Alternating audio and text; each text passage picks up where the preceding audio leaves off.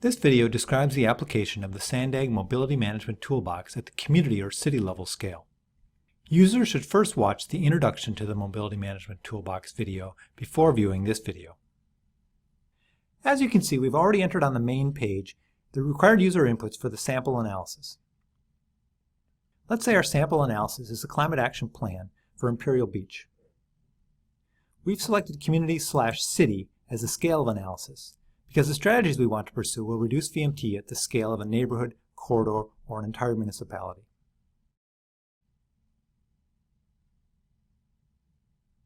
The first strategy we want to analyze is strategy 4C, Bikeway Network Expansion. To navigate to this strategy, we click through the hyperlink here.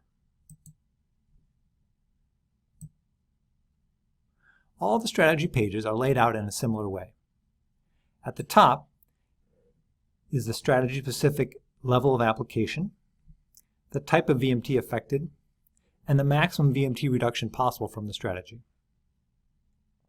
Underneath is a brief strategy description, and below that are the variables that will be used in the formula to calculate the percent change in VMT.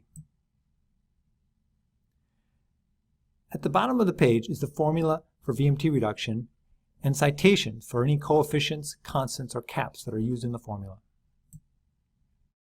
We can return to the main page of the tool or view community-level results by clicking on these hyperlinks, which we could also do by clicking at the tabs at the bottom of the tool. The first user input asks whether the project would expand a network of bikeways or add a single bikeway. This question is intended to prevent the user from selecting the incorrect strategy page for the analysis. If we select single bikeway, red warning text appears telling us that we should calculate the change in VMT by using strategy 4D, bike lane addition, rather than this strategy 4C.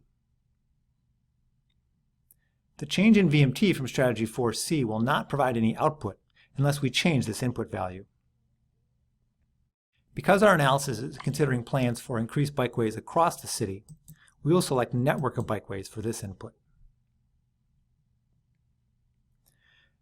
The next two inputs are optional replacements for the default values for bicycle and automobile mode share. These default values come from Sandag's travel model and are specific to the city of analysis. If the user has better information, they can be entered here. We'll enter 5% for bicycle mode share and 75% for automobile mode share.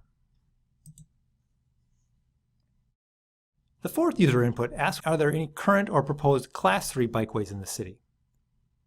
If we select yes, warning text will appear telling us to exclude the Class 3 bikeway mileage from the inputs. Let's assume there are currently 3 miles of Class 1, 2, or 4 bikeways in the city, and then we want to add 8 more miles for a total of 11. We enter the inputs like this. The next user inputs are optional replacements for the regional average automobile and bicycle trip lengths. We'll leave those as is.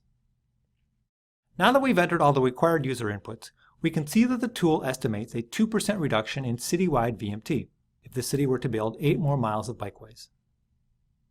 The formula for this calculation is shown below, as well as sources for the calculation. Now let's look at a second strategy. We've navigated to strategy 5B, transit frequency improvements. After reading through the strategy description, we can enter the user inputs. The first and second user inputs ask for the existing and future peak period transit headway, which is the time between arrivals. Let's assume 30 minutes for the current headway and 15 minutes for the future headway with the strategy implementation. The third and fourth user inputs ask for the number of existing transit routes currently serving the area, which we'll assume to be 4, and the number of transit routes that are improved with this strategy, which we'll also assume to be 4. Fifth and sixth user inputs are optional override values for the current transit and automobile mode shares. We'll enter 5% and 75%.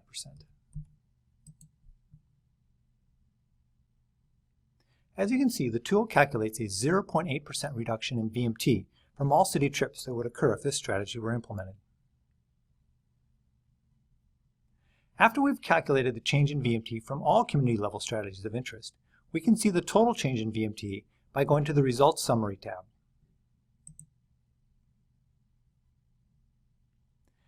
As you can see, the total change in VMT is 2.7%. This value is slightly less than the sum of the two individual strategies because the tool accounts for overlap between strategy impacts. These methods are explained on the FAQ page.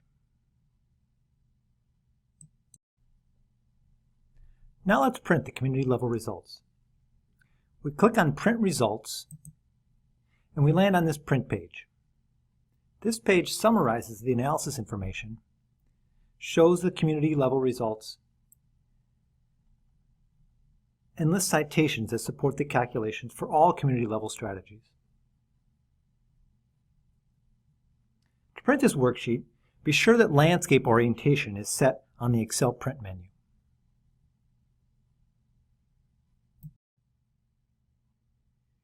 The tool, as well as all other Mobility Management Toolbox resources, are available at the website shown here.